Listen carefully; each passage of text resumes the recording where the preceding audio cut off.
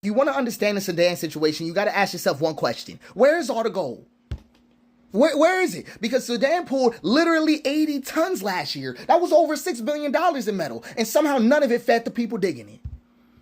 None of it. Almost every legal ounce, 97% of it ended up in one place, Dubai. They'll call it a humanitarian crisis, but the humanitarian corridor conveniently goes straight through a refinery. Straight through a refinery. They'll say the UAE is helping, but the shipments look like aid going in and then look like bullion coming out. They say that we don't sell weapons to warlords, but the same brokers who buy the gold handle the cargo assurance for the guns. Right, the exact same thing. Actually, I'm going to play the whole thing out for you. I'll give you some numbers straightly. 17 tons in 2023 came out of Sudan, right? That was over $1 billion. 2024 was 64 tons. That's a big jump. Maybe 80 tons real. Man, I mean, that's over $6 billion washing through free zones with a 1 to 2% trade margin. Tens of millions of dollars earned for doing nothing but erasing the source.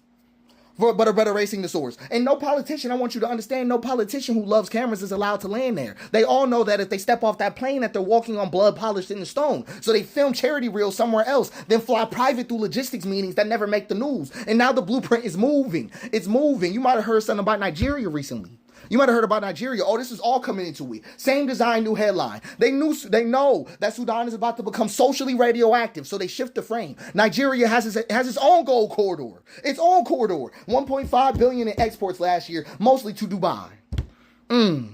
Don't question Dubai, though. Don't question Dubai.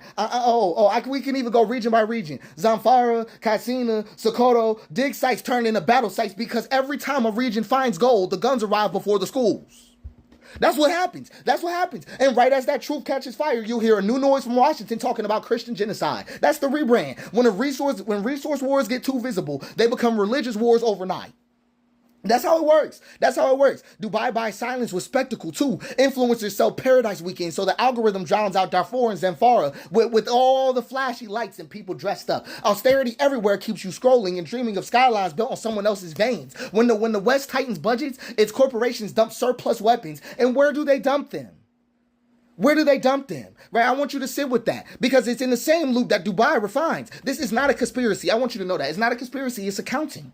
It's accounting. Conflict is profitable, visibility is currency, and every selfie in front of that headline is free PR for a laundromat that runs on grief. So yes, keep saying Free Sudan.